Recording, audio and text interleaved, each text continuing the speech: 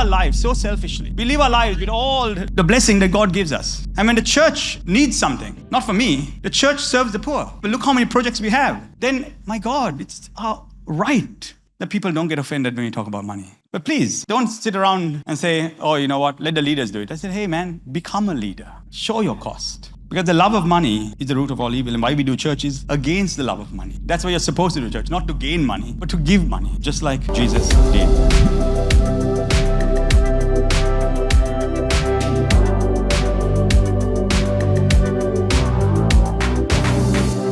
Your love got me feeling so high. Got me feeling so high. Got me feeling like I can change the world tonight. Okay, we're still about our Father's business, but we've gone a little linking the practical with the mystical, okay, which is what we do, but this time it's something called the shamir, okay, and you'll hear about it, and when you do hear about it, it might sound a little like fantastical, okay. It's about, in a nutshell, it's about a mystical creature that would carve out the stones that the temple was built with in the time of Solomon. Okay, why was it used instead of the usual carving agents? Because the usual carving agents was iron and things that were used for war, things that were used to kill, things that were used to force, things that was used as a show of a force of hand. Okay, and he didn't want his temple being carved by force. Now, why is that important for you? It's important for you is because who is the temple now? We are.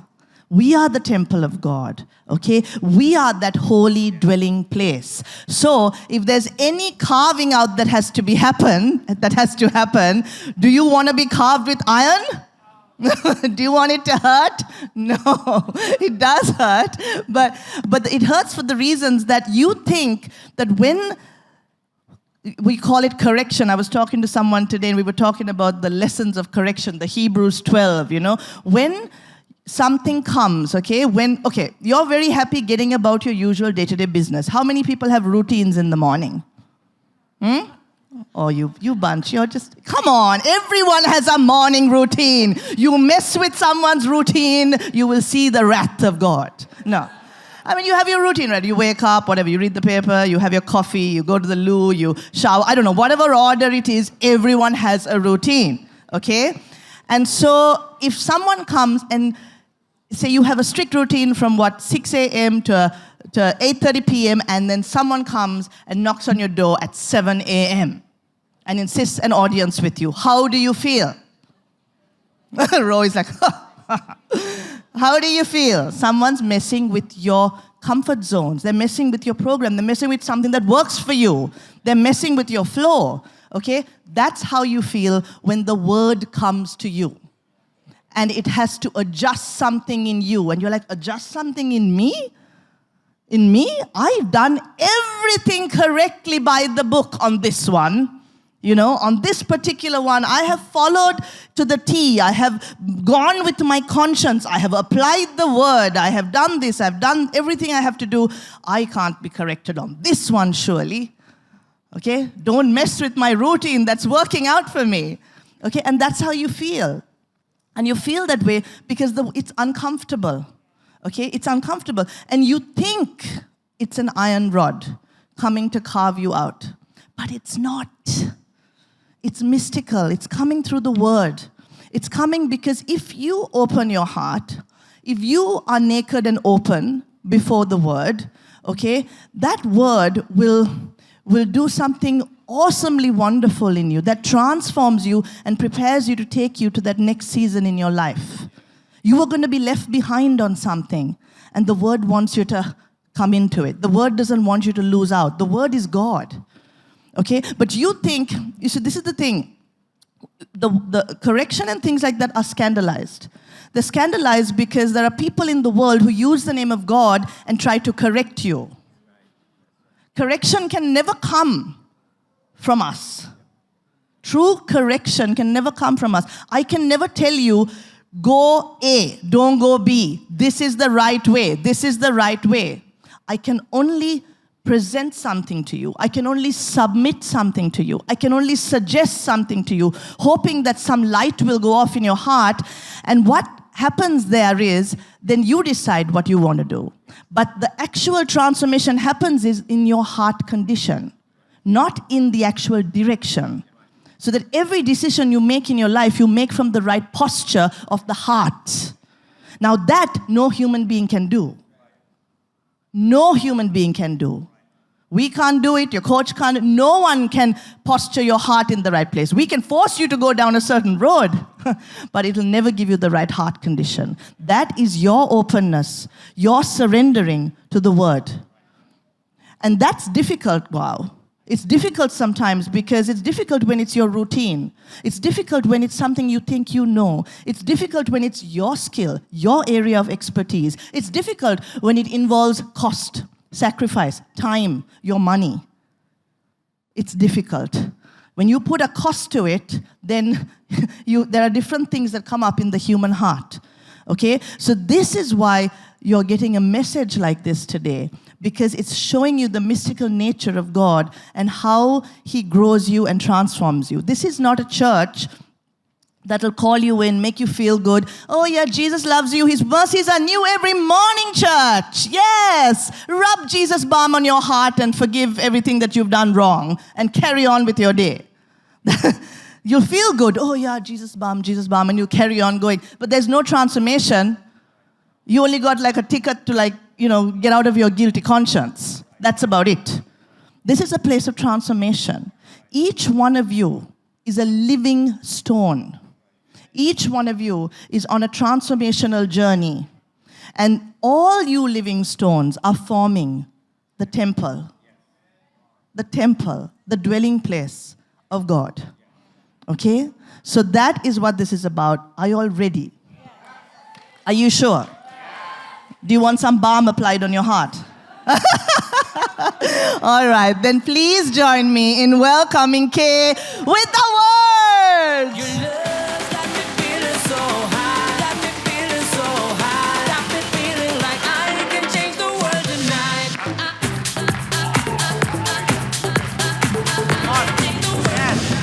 Come on. We can change the world. Yes. Take a seat. Come on. Welcome, everyone. This is WOWLife. This is your Sunday service. Yes, we're going to start. I think Fiona has set a really good base for it. It's important that you see and realize what this church is, how we've built this church, what are the values of this church. When you come through the door, it is important that you understand what we are about. And so the service is always encouraging you to understand what you're doing here. Okay, because if you're here, okay, no one forced you to be here. Something inside of you, there was an unction of the Spirit that drew you here. Now, following that gut feeling, that unction, that intuition, whatever you call it, in Christianity we call it the leading of the Spirit, okay, that causes you to be mature. The Bible says that when you follow the leading of the Spirit, it matures you to become the sons of God. Okay, now everyone's a child of God, and we accept that. That's 100%. Everyone's a child. Okay, everyone, whether you're Buddhist or Muslim or Hindu or whatever, everyone we believe are the children of God. Okay, but then there's a place of maturity that comes to people who are the sons of God, and all Christians are not the sons of God. This is important to get. Okay, but we want our church to be sons. Sons are different. The word son means mature title. The word in Greek is huios. Huios means a mature one who is the firstborn. He takes the place of the firstborn. What is it like to be the firstborn? How many firstborns in the house today? Firstborns? Yeah, what is it like to be a firstborn in the house, right? You see, the firstborn gets a double portion of the Spirit. Why? Because the firstborn is supposed to look after all the rest. You got it? Yeah. That's why you're the firstborn. And so you see that throughout the Bible, you see that God sometimes shifts His hand of blessing to the secondborn when He realizes the firstborn is not looking after the rest. Yeah. I've seen this. I mean, it's in the Bible, right? How many of you read Bible, right? Okay, there's a church of the word, right? So we love the word. And you see that they switch the hand when He realizes that you're not a firstborn. That's right. I know, I'm praying over Israel today that God doesn't switch the hand. We as Christians, we don't blindly just support things. We can pray for the transgressions that are happening today on news, okay? I get a lot of slack from that in America. You can see where I preach. But the fact of the matter is we have to pray. that the hand is not switched. Because when we don't look after the rest, God switches the hand. It happens to churches, it happens to companies, it happens to pioneers of industries. It happens to when you got that great idea and you made a lot of money first and you were doing really well in life, and then suddenly you lost favor. The hand got switched. What does it mean the hand got switched? It's because you were given that pioneering idea to be who you are, because God gave you that idea, believing that you'll have the right to the firstborn to look after the rest. You got it. Whenever you lose favor, you got to self-reflect and say, why is this happening to me? I need to understand what is my purpose in life. And therefore, this is a church that wants to mature you to understand your role and your responsibility to be a simple human being, to be really what God calls to be his son, which is the firstborn. Okay? Now, in saying that, that's my base for you. But I want to tell you a few stories. And I want to really talk about something that might offend many of you guys, okay? So I want you to be open. The best thing you can do is to be open to what I'm presenting in terms of the building of the church and why we do what we do. And then I'll share my personal stories. And many of you have these personal stories. No one here is without these stories. I know many of my leaders have gone through what I've gone through and have done maybe even better than me, okay? So I'm not saying I'm the best at these stories, but I'm just saying that I have a story that I'm sure will build you and give you your inheritance. Why we do what we do is because of a reason. I'll tell you, when I saw, there was a pastor that used to come, all the names were given on Tuesday. Tuesday gets names. You come on Tuesday, you get names and details and stuff like that. Sunday, you don't get it, okay?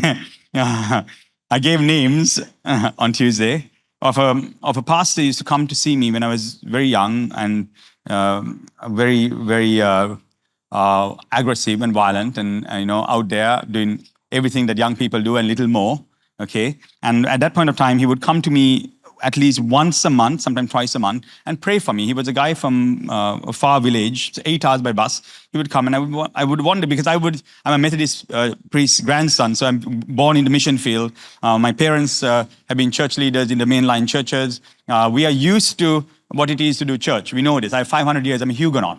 500 years of priests that come down from Huguenots. You trace us back all the way down to our lineage goes thousands of years back into France. So you'll understand that we know church. We know how to do church. We know what it's like. We're born, it's in our blood. We can't help it.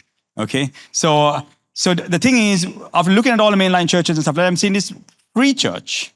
A guy who's not in the mainline church. Okay? But he would, really bust his butt off, getting on a bus and coming to meet me and to serve me. Okay? And I was, at that time, my parents they were okay. But he was not coming for the money. He was not coming for me. He was just coming, making sure that my life was protected, and he knew that I had a calling, and he would serve me. At that point of time, it really changed my mind as to what the free church is, and who the free churches are, and who the free church pastors are, and how they serve their people. And so there are people like that all over this country, all over the nation. There are all types, please understand. In every philosophy and religion, there are all types. But then you also get, you can find the really authentic and the beautiful in them. And at that point of time, I remember the first time when I finally went down to Poland and I saw his church, and it was a little mud hut. I remember my first seed, this was like 20-something years ago or more, my first seed was at that time the rupee was 100 rupees. 100 rupees for $1, okay? So if you're watching me from online, it's $7,000. My first seed, to give God. Okay, I thought, man, this guy doesn't have a church, a building. He doesn't have a house. He's preaching under trees and little, whatever. I said, man, this guy deserves a home, a house to bring his people under. And at that time, I don't know what $7,000 could do. But after that, until the Lord started raising me up. And this is my love for the free churches. I want you to understand there's a long story of why I do what I do. Okay, I'm giving you a background to what you hear, what I'm doing. I don't know how old, very young, okay? And then God gave me a love, he was persecuted. We saw many things happen to him. He was beaten up. He was abducted. That's what happens to pastors. A lot of pastors in this country go through tough times out there. I have 670 churches now. It started 25 years ago. I have 670 of those people now. And I valued him and I treasured him. and I honor them, and I cover them, and I protect them. And I'm proud to be their leader. Okay? But I didn't get here just by wanting power. I didn't get here just by wanting to do this. I was a business person. And I said, Lord, these people, these are your people, and they need to be loved and protected. There are people there who do really, really good things. And as we went, I saw their lives, I saw his friends, I saw his pastoral fellowships, I saw how they were persecuted, how they were arrested for no reason. Okay? And then I said, Lord, raise me up one day so that I can support them. And God started raising me up, and before I know it, I was in Dubai, I was running a $25 million company, I was a partner of it, that I told the names, you can put those names, right? Abdul Rahman, Al-Kozai, the whole factory was set up by us. I was a partner, okay? Very Brioni suits, okay? $30,000 suits, okay? And $1,000 belts and $2,000 belts, I don't know how much. And I thought, okay, God, you're blessing me now because I'm a part of the church. I'm consecrated, set apart, because I want to be there for your people, okay? And God was very, very faithful in doing this. And slowly but surely, he started adjusting my heart and saying, Kirby, I'm not interested in a 10% Christian. And wherever I went, I heard people preach about the tithe. And you never heard me preach about a message on the tithe. Have you ever heard me preach a message on the tithe? I have preached on the tithe, but I can't remember the last time I preached a message on the tithe. I think it was years ago. Now the tithe is a very, very important aspect for the church. And it's right that the pastor preaches on the tithe. Please understand that. But I haven't preached a message on the tithe. The reason is because I never needed the message of the tithe to be preached to me. So I'm judging you by the same standard that I judge myself. Yeah? I never needed it. When I saw love and when I saw compassion and when I saw people who were really sincere and authentic, that's not hard to find, please. I know people are getting fooled today by many, many false narratives. But I think you're a little more intelligent than that. This is WOWLife Church, okay? Please, if you look around, you'll understand, okay? So we don't have fools here, and we don't have yes men here, okay? So the fact of the matter is that when you see something good, it was all my heart that I wanted to support it. It was all my heart. And I didn't want to be one of those people who get a 10% because Jesus Christ, God so loved the world, he says, that he gave his only begotten son. God so loved that he gave his only begotten son. He gave. The most extravagant gift was given 2,000 years ago. But when God wanted to demonstrate how much he loved, he said, I'll give my all, my everything. You see? And God himself, he didn't sacrifice someone else. He became the only begotten son. And he came down to the world and he laid his life down. And so if there's a reference point you need for love, you can always go to the cross. And I always tell young ladies, when they're about to go out with some guy, I say, you need to understand that love costs. He can tell you all that he wants, that he loves you, but unless it costs him before, don't believe it. It has to cost you. Jesus said, I love you, but he said, I'll die first, then you'll know. You see? So when there is commitment, so many people out there will say, I love you, but how would you know there has to be a cost? Love costs you. And God demonstrates his love by he pays the cost, the ultimate, final cost. And therefore, it's easy for us to love him. You understand that? And therefore, in everyone's life, he calls us to have a laid down life. God calls us to have a laid down life. You and I are called to have a laid down life. We're called to have laid down. How do people know that? How would you know that we love you? How would you know that Pastor Fiona and me, that we love you if we are not putting our money where our mouth is? Think about it for a moment. You don't have to get fooled. It's not so difficult. It's not so difficult, guys. Ladies, it's not so difficult. And, oh, no, he cheated on me. No, hold on. No, I should have seen the commitment much before. The cost that he's going to pay much before. That you see the cost, you know the love. Okay, words are useless. You have to have people. And these are the leaders right here, that have paid cost. Okay, this church doesn't depend on your sowing into the seed bag. It doesn't even pay my two screens. The screens, LED screens. We could have had one and just cheated you on your visuals. That has been suggested. And by leaders that are wondering, Kirby, this costs you so much. Like, what are you doing? We don't even get it on the seat. Like, hey, that's not the point. We got awesome leaders and us to make sure that we can do this continuously, because it's cost. It's laid down for you. It doesn't depend on what you put into that offering for us to bring you this. It's a model of church. And it's not my model of church, it's Paul's model of church. And I want to talk about Paul's model of church because I think it's important that you all understand the difference. When you come into a church, what is the difference? What is the model of the church? And what is the difference in the model of church? And I'm going to show you from the scriptures, Paul has a model of church, and that is the model that I wanted to go by. Now I'm going to talk a bit about the Protestant Reformation and a bit about when the Protestants started protesting and broke away from the Catholic Church. Okay, I'm going to show you a bit of the stuff that they lost along the way. Okay, and they did lose a lot along the way. Believe me. As you know, I'm Huguenot, so I'm Calvin. The whole thing. That's my lineage. But the fact of the matter is that though Calvin would argue against some of the awesome Catholic doctrines that were there, I mean, they protested, I think they lost out a lot. And one of those that they lost out, and please hear me out, don't get offended when I say this, please hear me out. And if you're watching me from the USA, there is an aspect, okay, please hear this, of indulgences in the Catholic Church that was there before. Have you seen that? Yeah? And at that point, there were indulgences. And then the Protestants protested. We are Protestants. They protested against indulgences. Okay? So I don't know, how many of you know what indulgences are? You raise your hand if you know. No one knows. Wow, you're real good Protestants. You guys are real Protestants, yeah? Okay, so I'll just give you a background. Okay, so one of the things they protested against was this thing called indulgences, where the church would actually say, you know what? You guys, you're a rich guy, and if you want to work with the church, you have to be able to give some money. And of course, at that point of time, the doctrine came out that if you gave money, even heaven is open to you. I know that feels like something, right? Okay, but there is something. Right? That's what I'm trying to say. There is something to what they were saying.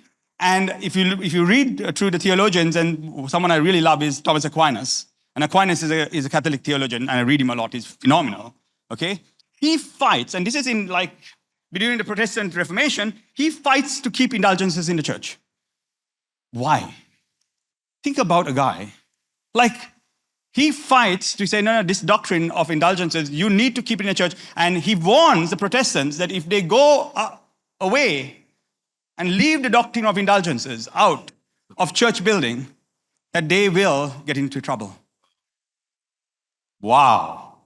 And this is if you read anything about Aquinas, he's a thaumaturgist, he's a miracle worker like you saw. Okay, he's a serious guy. But he says indulgences are important to keep in, and he fights for the doctrine of indulgences, but we threw it out. Okay? And today, we've thrown it out, and we've not understood why they kept it in. And I'll explain a little bit of it before I go on to show you a couple of scriptures that are important to understand.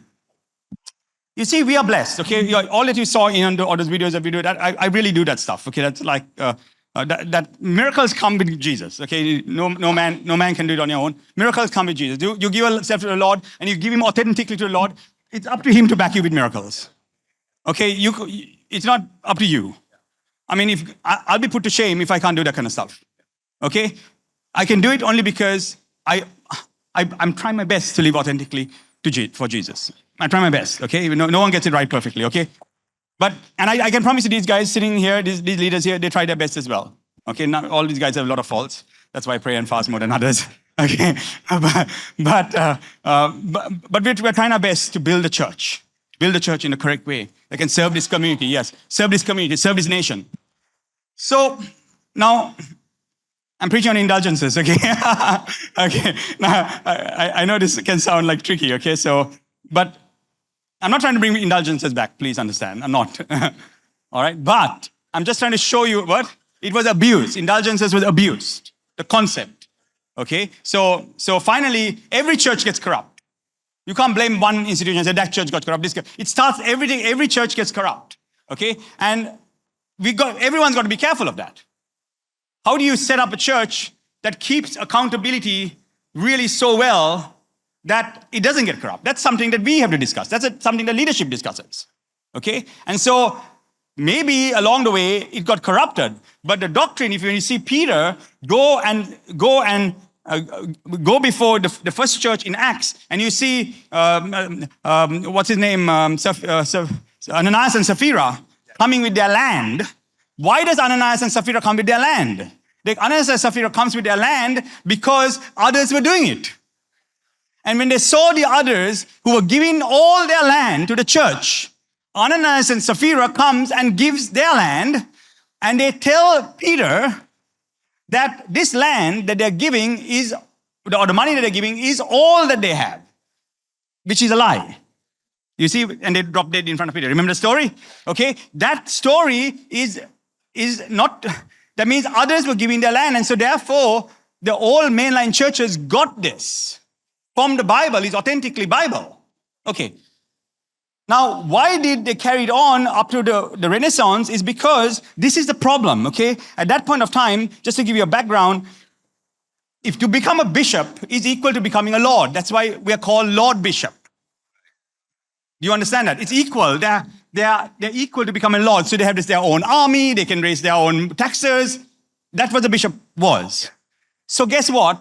The whole world in that time, all the aristocracy, they would grow their children. They'll have 5, 6 children. One was the heir of the coat of arms that their family would have. And the second son, they would put him to the church so that he can become a lord as well. So now they have 2 lords. One, the guy who is in the church, and one who gets the heir. You got it? So all the aristocratic families would try to push their children to become bishops. So most of the bishops at that point of time, during that time, they were rich kids. Today, when I look at my pastors, guys, when I look at my pastors today, they're the poorest of the poorest. The people who go to church and who become pastors are the guys who don't have anything. Come on, you know this, okay? Do you know that today when people want to serve the Lord, it's because they've lost all their business and then they feel, I think I've got a calling. I deal with this all the time. You ask pastors, like all these pastors, most of these pastors in the place, they've done business. They were trying business. They were having a career, and then everything goes wrong in their career. And then they say, maybe I'm not supposed to be. Maybe I'm called. And then some other guy confirms to them that because you failed in your business, maybe you're actually called to church. Man, if you can't do business, you can't do a church. If you can't do a corporation, if you can't lead a corporation, you're going to lead a church. And so we've got all sorry to say. So by the time I'm interviewing them to be their pastors, and they're all applying to the free churches, forget free churches, every church. They're all the guys. So we get not like those days. Those days, the best came to church. When you want to become a bishop, when you want to become a pastor, when you want to take charge of a church, you're the best. You come from very good stock. You already had money. You're not trying to make money. You already had nice cars. You already come from a lineage that is good. You come from good stock. And then you're doing church because you love God. And the test for that, listen to me carefully. The test for that was, if you want to become a church, now they understood the corruption because all these Medicis are coming into church now. Okay, and the Medicis have the money. Like, hey, you know what? If you want to really become a pastor of a church, they would say, you know what? Give your land. You see, so suddenly the estate that is very personal to him, that is coming as an inheritance, he says, oh my God, if I had to serve God, what am I going to do? I'm going to give my land. Wow. That's the type of pastor I need. From St. Thomas. Not Peter's. Not Peter's, not St. Peter's, from St. Thomas. He's not St. Peter's. He's CIS. These guys don't know. Okay. No, what I'm trying to say, do you just get it? Do you understand the cost? There was a cost to serve God, ladies and gentlemen. And so Aquinas fights to keep the indulgences. Because to serve God, and you want to be an elder, you want to come and you want to serve and you want to do this and you want to sit in the front row, this is going to cost you, my friend. It's not going to, Christ is not cheap. This gospel is not cheap. We've given our all, man. To do this, we give our all. To get here, we give our all. And I expect people, I'm not asking for 10%. Christ who gave his all, and we are saying we'll give 10%. No, man, I want your life, man. That doesn't mean I want your 10% or 5% or 100% or 50% or whatever it is. I want you all.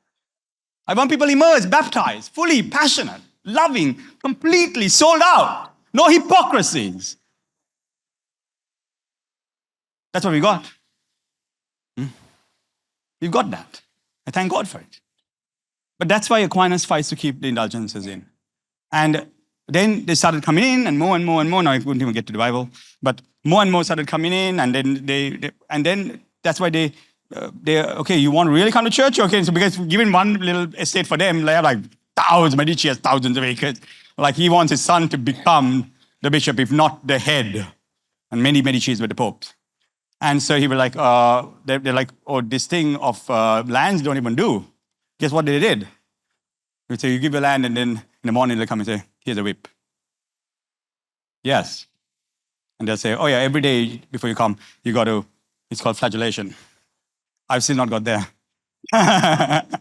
You see, it's flagellation, that means now it costs you so much to be a man of God. It costs you, because they are used to eating, when it's strawberries or grapes and riding horses all morning and, living lives of absolute luxury like kings. And now they want to be men of God, but they don't know. They've never gone. They never had pain. They never had suffering. And so therefore, they would have to give their lands. It would cost them, and they would sometimes have to whip themselves and walk on their knees. Why? Because they've never experienced suffering. Yeah, you guys have gone very quiet. I'm not bringing that into the church. Please understand, I'm giving you history. Yeah. I'm giving you history. I'm giving you history as to how certain things have been misunderstood. And so the Protestants came, and they came up against the whole doctrine of supererogation, and then the Protestants came up against certain doctrines of indulgences and all this stuff. And yes, because at some points they have got corrupted, but the essence of it was really good. Why would I need anyone to serve God? Would you trust any one of these guys to serve here if they have not paid a price? No, come on. If they're just sitting here and asking for your money and they've not put 1 cent into this, come on, would you trust them? But you like to hear the stories that Philip gives. You like to hear the stories that Sanjay gives. You like to hear the stories that Roshit gives. And you're like to say, wow, I feel safe. I feel safe because there is cost being paid by the leaders. You got it? And that's the model that I believe in when you set up a church. And so, let's go to John 2, okay? We'll take this very fast, okay? The reading's very fast. Is that okay? Yeah. So John 2, Jesus says this in John 2. I'll just read a bit of it. He comes in, and in John 2, I'm not going to read the whole thing because it will take too long, but I promise you it's there. If you go into John 2, you'll realize that Jesus comes in, and he looks at the temple, at that time, for sake of Sri Lanka, we call it the synagogue. And the synagogue at that point of time, and he says, break this thing down, okay? And he says, before he comes in, and we say, break it down, he comes in and he turns the tables. And you must understand that in the middle of the Solomonic, or it's the second temple period, but the Solomonic temple, okay, around it, he's not chasing the priest out. This is what you need to understand. Now, people misunderstand that Jesus walked in with a whip, and I did as well, and chased the priests out of the synagogue. He didn't.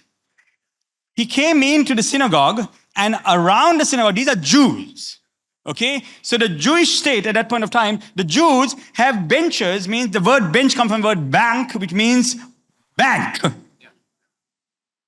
Even the Medicis were financed by Jews.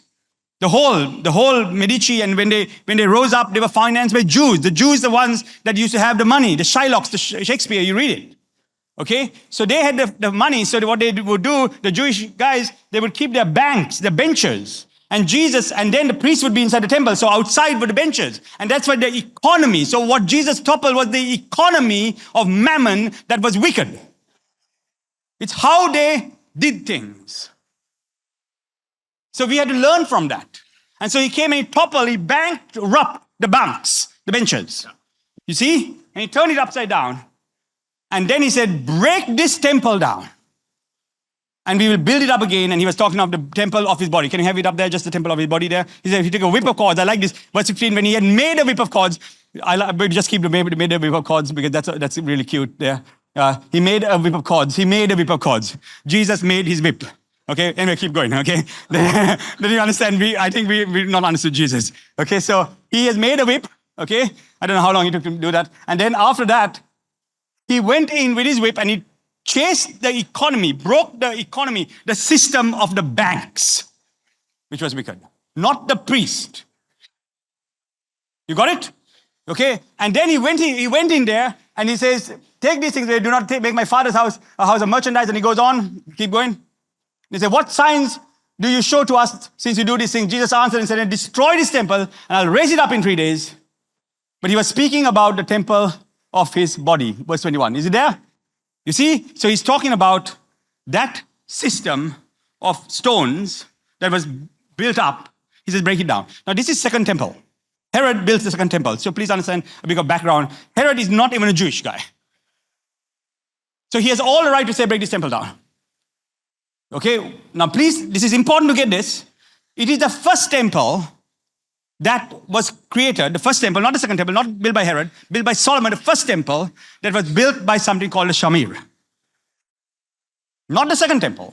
Because you get Ezra and Nehemiah and all the books that they want to go and build a temple again and want to have a revival again. Have you seen it? Nehemiah, Ezra, they're asking Gentile kings, can we go and build a temple? And the kings are saying, you can go. Remember?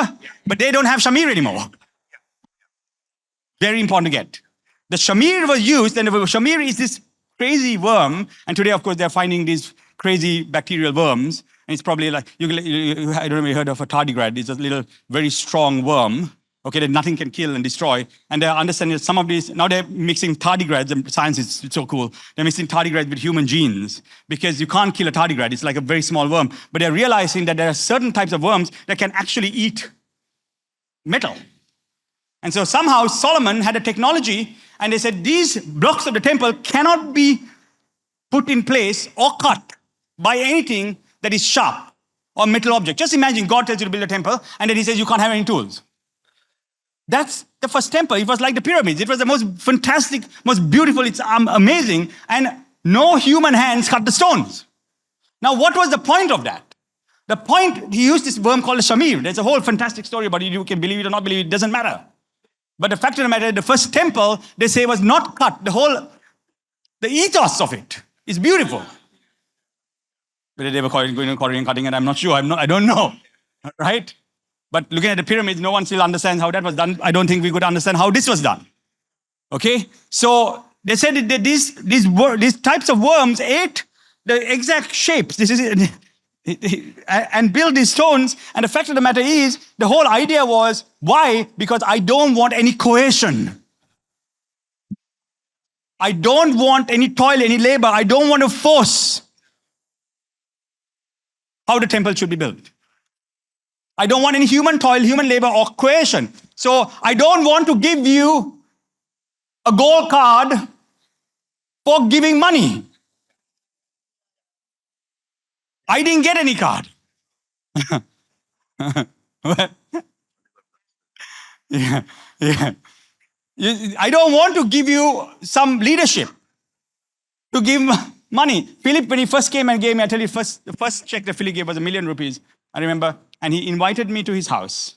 It was 15 years ago. He invited me to his house, and he said, "Okay, I got a check for you." He's just come from another church, and he was a leader there as well. I mean, bless his soul. And he said, Kirby, I really believe what God is doing in your life. I can see that it's affecting my life. I want to be a part of it. And then he came and he said, now, I never asked him for money. Please, I don't ask people for money. Okay? But the fact of the matter is, he came out of his own free volition and he said, okay, I want to support this. He said, but before you come, before I give it the money to you, I want you to come to my house and see my house. And when I went to his house, he's not even built his own house. It was some rented house. It was a small house. It was the size of his room. Now he's like 2 acres and 1 acre and all that. But which house? Now he's like, which house? Yeah. But the fact of the matter is, guys, this is the heart of this man. This is the heart of your leaders. He said, let's go. That time we were meeting in our living room, guys. Living room, 30 people in the living room. Okay, less than 30 people in the living room. These are the guys who first came and said, hey, let's do it. I had enough money, all that, but I love the fact that these guys wanted to give all their heart. And they didn't get anything. And I told Philip this at that time, I remember. I said, Philip, and I know he's used to the other churches and he was not looking for any type of leadership. Please know this, he was not looking for leadership. But I told him, Philip, because he started then sowing, okay, and giving and really helping the ministry. And at that point, I told him, I said, Philip, do you realize because you are supporting us so much, I cannot make you a leader? Yeah. I said, because if I do that, not for me, not for you, not for me or not for the people, I said, you will one day think that you are an anointed leader because you give money and your identity will get compromised. Your identity will get compromised. So I delayed it as long as I thought was necessary. And you need to trust me on that. Okay? In making him a leader. He would come and he would not sit on this seat. He would sit at the back somewhere and he would just watch. And he's the one who's giving the most. Just think about it. This is how we built this. I want to protect that. I'm not going to change now. We didn't get here to change now. I'm not going to, it will not happen. Okay, now we get all kinds of guys, wealthy, all that. But at that point of time, we still will remain according to how God has called us. God called us in a certain model of building church. And that is Paul's model of building church. And then finally, Philip came into leadership. Of course, now he's a leader and he's value-added and he's a co-founder of WOWLife Church. Come on, give him a big hand. And co-founder, it's co-founder, equal. Okay? So the fact of the matter is that the model has to be different, guys. The model has to cost, but it can't come out of coercion. If you're a living stone here, it can't come out of coercion, can't come out of, I'll give you leadership, I'll give you a position, I'll give you this, I'll give you that, or anything like that. It has to come out of a true heart, like Solomon first built his temple. Not shaped with chisel and hard, sharp, whatever. You see, how many times people saw me, we give money back, man. I'm telling you, you will be surprised the money we give back. And people give us. I remember Pam, for the first time, she came and gave me a check. And she was so insulted, she's not here today, but she was so insulted because she gave, I know it's a big amount, 5 million, 6 million rupees, something like that. And I remember when she gave it to me, it was like, Pam, I'm sorry, I can't take this. I can't take it from you. Like, but why? But have you done anything wrong? Or have I sinned? I would not to condemn you. At that point of time, I said, I can't take this because at this moment of time, I need you to really understand what we're about. I'll take your money. I'm not just going to take it. I need to understand. Do you really know what you're doing? Are you really here to build? Are you really a part of someone sold out? Because we don't want 10%. We don't want 10% because God gave his life. We have given our all here. We want you.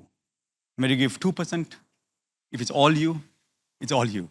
A widow came and gave her might. I love that song. Can we do a song one more time before I pray today? Okay, I love that song because she said the widow, isn't that song there is a widow's might, right? Yeah? Was that song? Gold, I don't know the words. And all my silver, all my gold, not a mite will I withhold. Yeah. Can you say that? Can you sing that beautiful voice?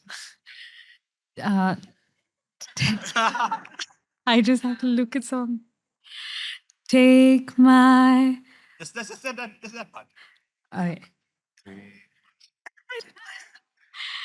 Take my silver and my gold, not a mite would I withhold. Not a mite will I withhold. Take my all, God. When I gave my life to Jesus, I gave my all. I didn't give my 10%. I gave my life. We don't want to breed hypocrites. I can grow a massive church without any problem. I want your all. If you it's a widow's mite, give me a widow's mite. 50 rupees is equal to 5 million rupees. But is it you with a clear conscience? Or is it just coming to be just a part of some religious thing? You know, honestly, we're done with religion, man.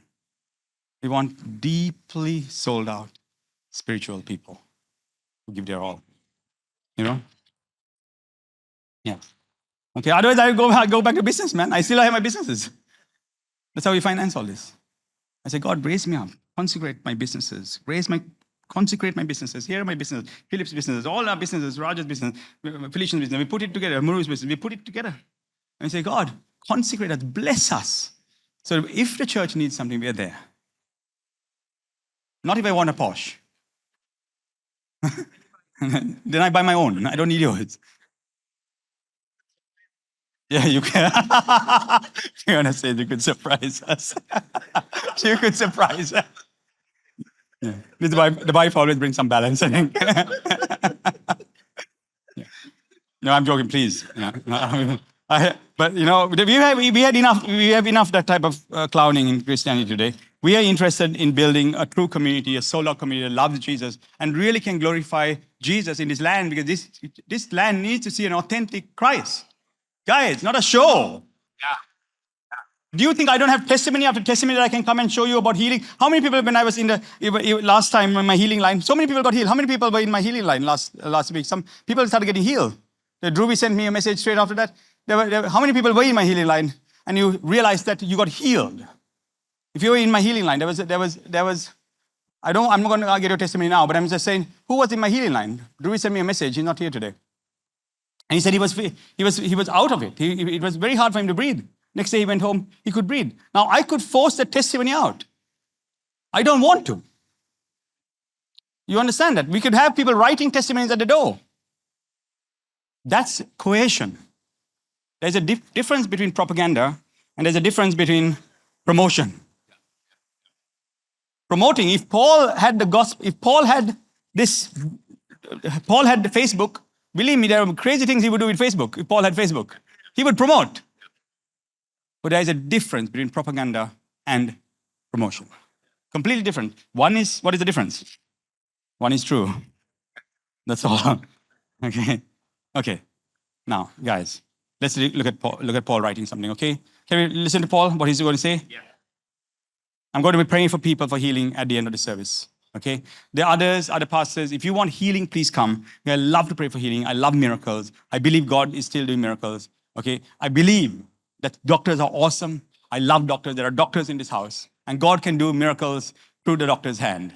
When a doctor heals you and gives you medicine, that's a miracle, believe me. Okay? But there's no difference. Same God. Okay? They swear an oath, the doctor swears an oath, saying that he's going to pledge himself for healing. That's very much like Jesus. Do you understand that? There's no difference between Jesus and that. It's his methodology. But it's the same spirit. Never scandalize doctors. We love doctors and we love science and stuff like that. But I like to pray for your healing and then go to your doctor. Okay? And we work together. Okay? Now, Paul, we finish with this, okay? Paul in 1 Corinthians 9. Paul is saying this really, really, really cool. When you look at Paul is writing this, okay? So this is not Kirby de Lanerolle. But I want to talk about it openly, what he's writing. So here it is. He says it like this. Verse 3. My defense to those who examine me is this. Do we have no right to eat and drink? Is it there? Yeah? Verse 3. Do we have no right to take along a believing wife? Is it there? As also other apostles and brothers of the Lord do. It's there, right? So he says, do I say these things as men? I think we're in verse 8. Do I say these things as mere man? Or does the law say the same also? For it is written in the law of Moses that you shall not muzzle an ox that treads out the grain. Is it oxen that I'm concerned about? He writes. He goes on to explain. Verse 11. If we have sown spiritual things, Paul says to you, is it a great thing to reap material things? Is it there? If others are partakers of this right over you, are we not even more? Yeah. That's amazing. Paul is literally saying, this is not what I'm saying. Very important to understand, this is not what I'm saying. It's not what Kirby de Lanerolle is saying. I'm saying it is in your Bible that Paul is explaining the right of the priest. Okay? And he's saying, if he's sown spiritual things, why can't he receive material things from you? Paul is writing that. Like, how do you think? I was watching a Sri Lankan channel, that very famous guy who's interviewing a top spiritual place in this country. And there's a priest in the top spiritual place in this country, on the channel. Okay, I can't mention names, but you watch it. It's hilarious. And these guys have been doing business like in this very, very serious spiritual place in Sri Lanka for a long time. This guy is the high priest of that place, not a Christian place. And the interviewer is saying, like, so what happened to the gold? And he's saying, Vika. It's hilarious, watch it. The guy's like, what? Vika? Then it's like, that means I'm saying in English, the things that we give you, just take and you go and give your wives and all that. He's like, yeah. Like he was oblivious to the fact that he's not supposed to do it. How many of you saw that interview? It blew me away. He was like, what? Ratranko bika. Then I think අපි මේ දෙනේවා අපි දෙවියන්ට දෙන්නේ. ඔගලන් wife ලට දෙන්නේ. ඔව් අපි දෙනවා wife හැමනේ. පවුලට මේක පවුලට දෙන්නේ. ඔව් අපි පවුලට දෙනවා. He couldn't even understand the fact that the question was wrong.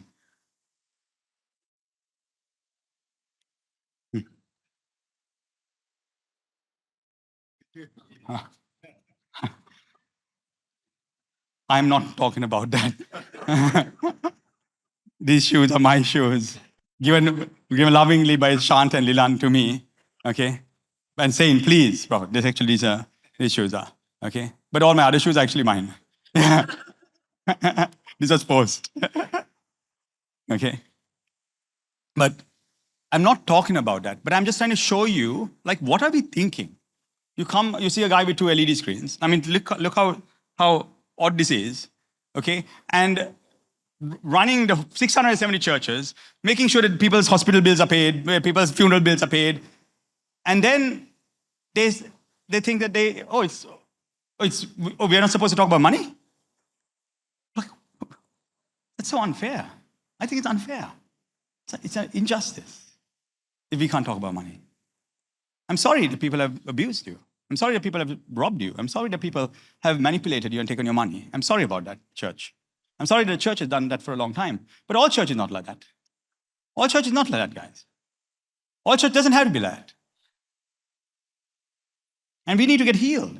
Paul is clearly saying, Paul goes on to say, he goes on to say, look, man, he says, the Bible says you mustn't muscle an ox that spreads out the grain. Now here, can I tell you something? That comes from the famous quote. It's actually in 1 Timothy 6, when he says, the love of money is the root of all evil. Jesus didn't say that. People say, Jesus said the love of money. No, Jesus never said that.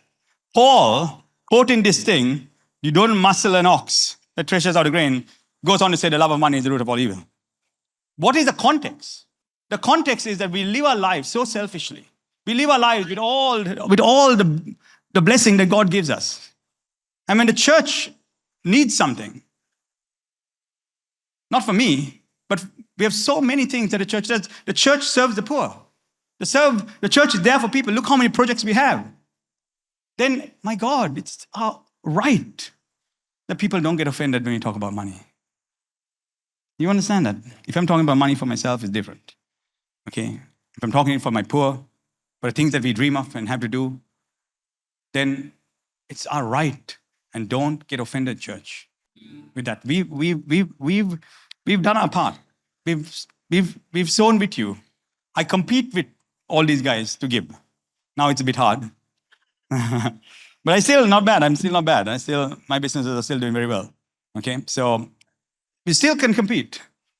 And if he gives $1 million, I like to give $1 million. You get it? That's how we do it. But please, don't sit around and say, oh, you know what? Let the leaders do it. I said, hey, man, become a leader. Show your cost. Because the love of money is the root of all evil. And why we do church is against the love of money. That's why you're supposed to do church. Not to gain money, but to give money. Just like Jesus did. We close with this.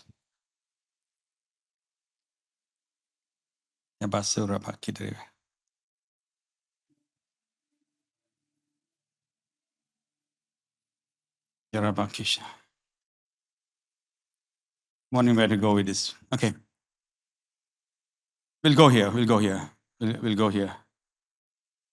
So, guys, when you come into church, you're coming to church with a willing heart. You're not coming with a heart that is here just to take. You're coming here to give. You're coming here to become a partaker of what you're seeing as community.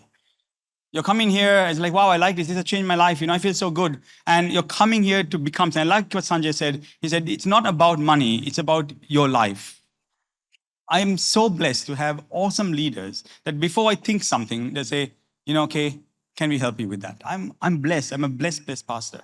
And that's what we need. We need people who come around, see the work that we're doing, and don't worry about scandal. Scandal will happen everywhere. You can't help yourself from scandal. Scandal is everywhere. You get into any industry, there's scandal. You can't look at those things.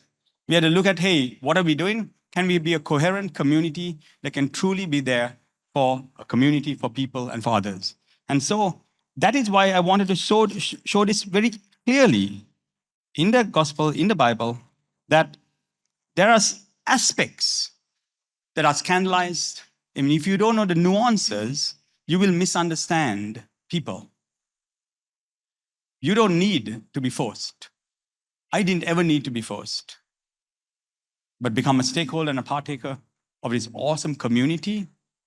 Man, that's our best duty we can do for God. You got it? That's all that we can do. And so that's why we're WOWLife Church. And I invite you, if you are today, if you need prayer for anything, can we do the song one more time? Take my life, yeah? We'll do this song.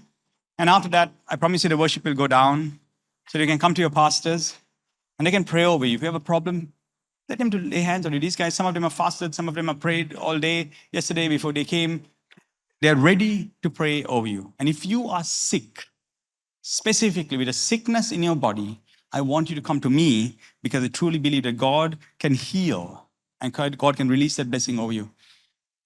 Emmanuel, I want to take a testimony from you just before we finish. Will you just come up here? I just saw something on Facebook that you sent me. Come. I just want, when we build, we're looking for a wonderful land, and the leaders have committed to buy this land. We're just about to buy it in Colombo. And in that time, I said, I wanted, I used to tell Fiona, and Fiona used to think, I don't know whether Fiona still agrees with me, but maybe she will now, okay? Is that I wanted a boxing ring, because it's a box, you know? And I wanted a boxing ring, or I wanted a cage, but maybe you can't do a cage. Maybe you can do a boxing ring, okay? And then I saw Emmanuel, he's been here for about a year now, and I saw him sitting there with Diane Gomez. I used to box for Diane Gomez at one point, and I saw him sitting there talking about boxing, like, hey, this guy is a part of my church, you know? So can you just tell them how long you've been here, and what church has done for you, just for a moment, just a very quick testimony. See, I mean, I had a passion for boxing, and then I had this thought, globally there are so many boxing leagues that are like happening at a big level. So I was watching this one championship, and I understood, why don't we have something like that in Sri Lanka? Where we can lift the boxes. Yeah. And this thought was in my head, and then it was somewhere in February, somewhere before February, end of January. And of course, I came to church, started coming to church from September onwards. And then on the 4th of February, on the National Day, Natasha Morris prophesied on me, saying... you can see, wait, give 1 minute. You can understand how accurate these prophecies are. Okay, this is before that, he was not doing anything with boxing or anything like that, okay? Yeah.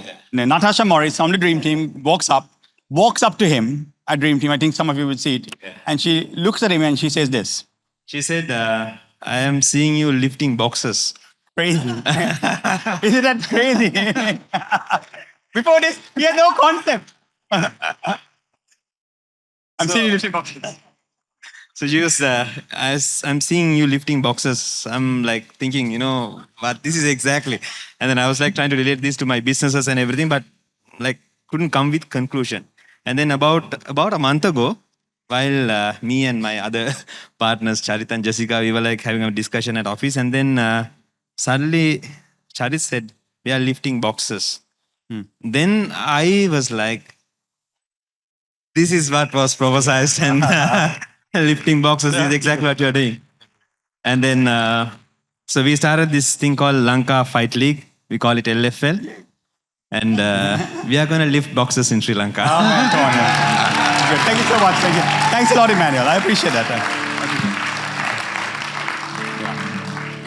I just love to hang out with young guys. I know that getting them fit gets them off drugs.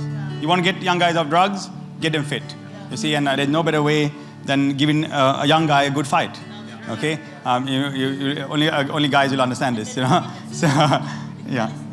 Yeah, we're doing with calisthenics, we're doing with sports, we're doing a lot of stuff with calisthenics and sports. We're looking for doing the calisthenics competitions in the country. So yeah, come on, let's do something that can make a difference. Okay, guys? So come on, let's worship God. And after that, I'd like to pray for you. If you're sick, come up. And if you're not sick, please go to the pastors as well. Come on, let's do this. Okay. We're going to do that one more time. Okay, so take my silver and my gold. Are you ready for take my silver and my gold? Yeah? We can do that. But before that, I forgot the punchline. This is important because when Paul says that, he says, look, I have a right to take, if I'm sowing spiritual things, I have a right to take material things from you. Paul ends that. I have to correct this because Paul needs to be put in the right perspective, okay? Now watch this. But he says this, but I have used none of these things, nor I have written these things that it should be done for me. So he says, Paul, it is okay that that you serve every priest, and if you have to give them their nice cars and their nice houses and their nice clothes and whatever it is, if you have to give it, it's okay. Because my pastors, 670 churches, they have to depend on the offering. They can't do it like I do it. You got it? But Paul says, and that's the model that I wanted. The model that I wanted was a model that is different. And Paul says, but I have not done this. He said, but others have. And it's completely okay. But Paul said, but there is another way that we can build church. And it's Paul's model that WOWLife Church is following. Okay? He was a tent maker. He used to have his own business, his own industry. He was in a construction business. And that is how Paul financed the church. It was out of his own wealth, his own business. And he called leaders to have a Paul's model of tent-making church, tent-making ministry. So I just wanted to correct that because I completely forgot that Paul's model was not taking from the people. Did you just get it? That's this church. Okay. Can we do the take my silver and my gold? Yeah?